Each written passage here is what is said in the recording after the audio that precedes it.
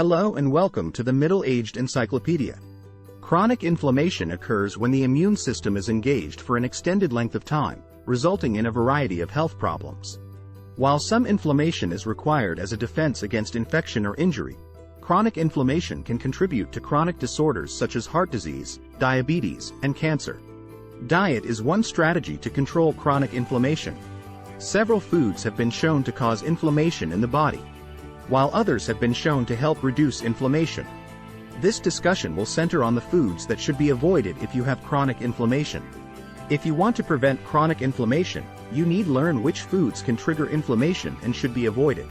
You may improve your general health and well-being by making a few simple dietary modifications. So, let's get started and look at which foods should be avoided for chronic inflammation. Subscriptions and likes enable me to create better videos.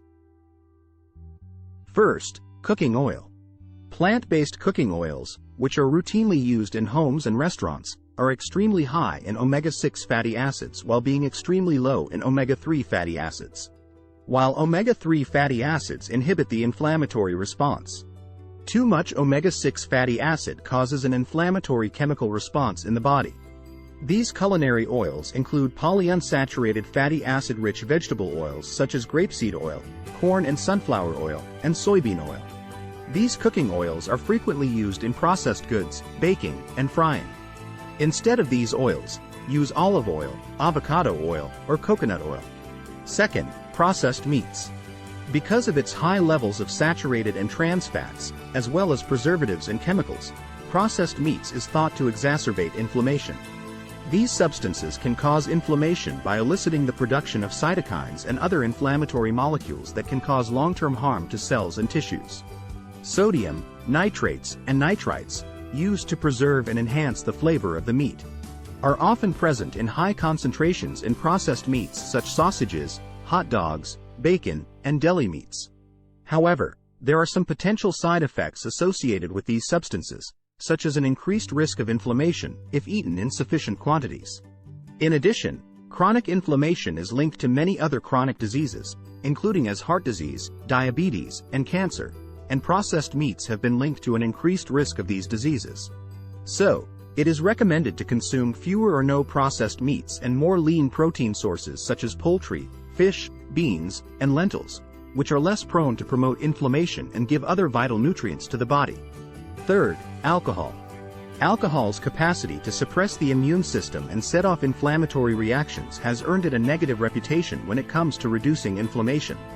Drinking alcohol lowers the body's defenses against infection and inflammation because it enters the bloodstream after ingestion.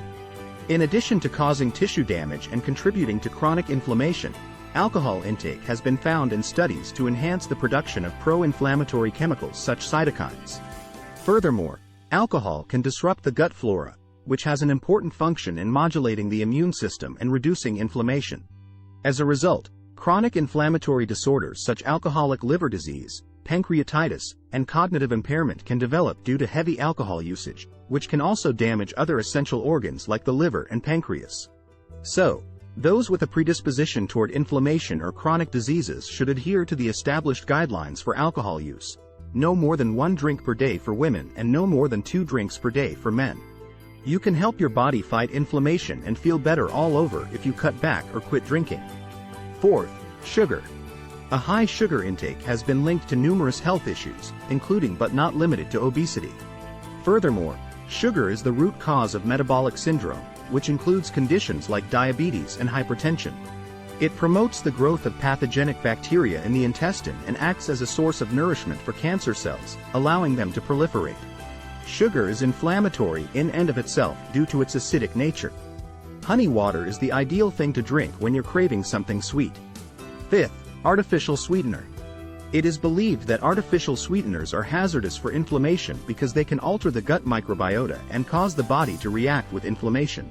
Several processed foods and beverages, such as diet sodas, chewing gum, and baked goods, rely on artificial sweeteners, which are synthetic substances used as sugar substitutes. Scientists have found that the use of artificial sweeteners might cause an imbalance in the gut microbiota, which in turn can cause inflammation. A microbiome imbalance can cause chronic inflammation and other health issues, and the gut microbiota plays a vital role in immune regulation.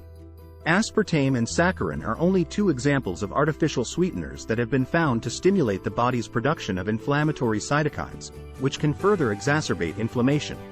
As this is the case, it is suggested that artificial sweeteners be used sparingly, if at all, and that natural sweeteners like stevia, honey, or maple syrup be used instead. It has been shown that consuming less or no artificial sweeteners can have beneficial effects on inflammation and general health. 6th, full-fat dairy products. Due to their high saturated fat content, full-fat dairy products are thought to be inflammatory. Many typical foods, such as butter, cheese, and whole milk, contain saturated fats, which are solid at room temperature. A high saturated fat diet has been linked to an increase in inflammatory cytokine production and, by extension, an increased risk of acquiring chronic diseases like cardiovascular disease, diabetes, and cancer. Furthermore, casein, a protein found in full-fat dairy products, has been shown to cause inflammation and immune system reactions in certain people. Weight growth is linked to chronic inflammation, and full-fat dairy products are generally heavy in calories and can contribute to weight gain. Thus, skim milk, low-fat cheese, and non-fat yogurt are encouraged as healthier alternatives to full-fat dairy products. If you want to enhance your health and well-being, cutting back on full-fat dairy products is a good place to start. 7th, refined carbohydrates. White bread, white rice, and pasta are all examples of refined carbs. Carbohydrate restriction is becoming increasingly common as people strive to improve their health. All carbohydrates, however, are not bad for you. Carbohydrates that are natural and high in fiber are beneficial to health. Several studies have shown that refined carbs can increase the number of inflammatory microorganisms in the gut. The prevalence of these inflammatory enterococci is associated with an increased risk of obesity and inflammatory bowel disease. The glycemic index value of refined carbohydrates is greater than that of their unprocessed counterparts. More fast than low GI foods, high GI foods elevate blood sugar levels. Healthy carbohydrates include those that have not been processed and are high in fiber, while refined carbohydrates cause a spike in blood sugar and inflammation. Oatmeal, quinoa, and brown rice are just some examples of whole grains that you should eat. Thank you for taking the time to watch our video on foods that promote inflammation. It's important to remember that chronic inflammation can cause a variety of health issues, so making simple dietary changes can help you improve your general health and well-being. You may help to minimize inflammation in the body and lessen your risk of chronic diseases by avoiding or restricting foods that cause inflammation and integrating more anti-inflammatory foods into your diet. Remember to eat complete, nutrient-dense foods like fruits, vegetables, lean proteins, and whole grains as much as possible, and to limit processed foods that are known to increase inflammation.